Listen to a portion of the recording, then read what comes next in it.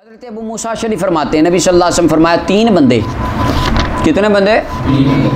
उनके लिए डबल अजर, 2 अजर हैं। पहला वो बंदा अहले किताब में से, यानी कोई ईसाई हो, यहूदी हो या किसी नबी का उम्मती हो, आमन बि नबी ही, जो अपने नबी पर ईमान लाया, वो आमन बि मुहम्मद सल्लल्लाहु अलैहि वसल्लम, और नबी पाक पर ईमान लाया।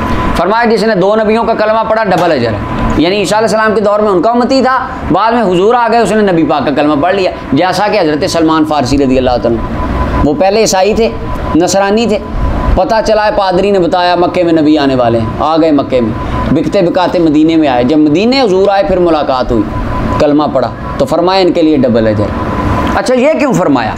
उस मुल्ला अली कारी कहते हैं उसकी वजह ये थी कि बाद लोगों के दिल में शुबा पैदा हो गया कि शायद हम नबी पाक का कलमा पढ़ लेंगे ना, ईसाइयों यहूदियों के दिल में डर पे, अगर हमने कलमा पढ़ लिया ना नबी पाक का, तो जो पहले हमने इबादतें की हैं अपने यहूदी मज़हब के मुताबिक या ईसाई मज़हब के मुताबिक, वो ज़ाया हो जाएंगी, क्योंकि हम तो नए दीन में चले गए, उस दीन के अहकाम नए होंगे, इबादत नहीं होंगी, तो हमारा पुराना सारा ज़ख़ीरा ज़ाया हो जाएगा।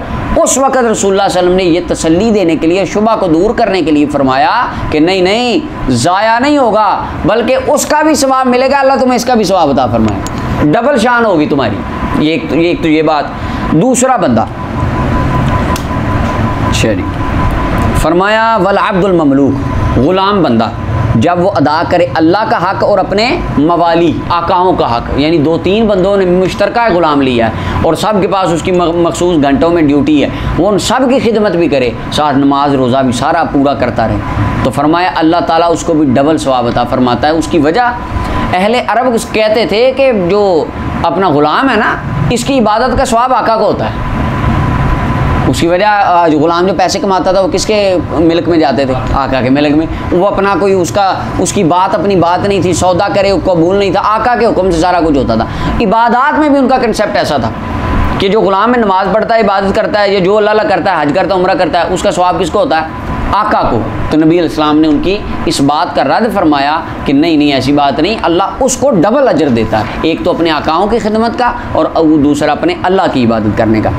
तीसरा बंदा, वो बंदा कानत इंदहु अमा, जिसके तहत, जिसके पास एक लौंडी हो, जिसके पास अच्छा वयतउहा, वो उसके साथ मुजामत करता हो, फ़अद्दबहा, वो उसको अदब सिखाए, फ़अहसन तादीबहा, और अच्छे आदाब सिखाए, यानी अखलाकियात उसको सिखाए, और अल्लमहा, उसको तालीम पढ़ाए लिखाए, पढ़ाए ना तालीम दे, अच्छी तालीम दे, फिर उसको आज़ाद कर दे और फिर उससे शादी कर ले, अल्लाह उसको भी डबल अजर अता फरमाता है। उसकी वजह ये थी कि उस वक़्त लौंडियों को अदब सिखाना या पढ़ाना या उनके ऊपर कोई इन्वेस्ट करना, तालीम औरत के हवाले से बिल्कुल सवाल ही पैदा नहीं था होता, और जो लौंडी थी, औरत थी, उसको बड़ा एक हकीर समझा जाता था।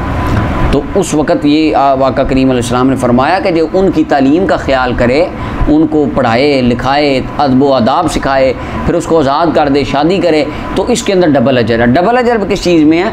एक तो फरमाया उसको आज़ाद करने का अजर होगा, दूसरा उसको जो पढ़ाना लिखाना अदब, इसका अजर, और बाद ने कहा एक उसको अदब सिखाने का अजर और एक शादी करने का, या एक ने कहा, बाद ने कहा कि एक आज़ाद करने का अजर और एक शादी करने का। यार उलमा के मुख्तलिफ अक़वाल हैं, खैर फरमाया अजर उसके लिए 2 हैं, क्योंकि वो एहसान कर रहा है, नेकी कर रहा है, बहुत ज़्यादा जो लोग इस नेकी से एराज़ कर रहे हैं वो बंदा कर रहा है, लिहाजा अल्लाह ताला उसको डबल अजर अता फरमाते हैं।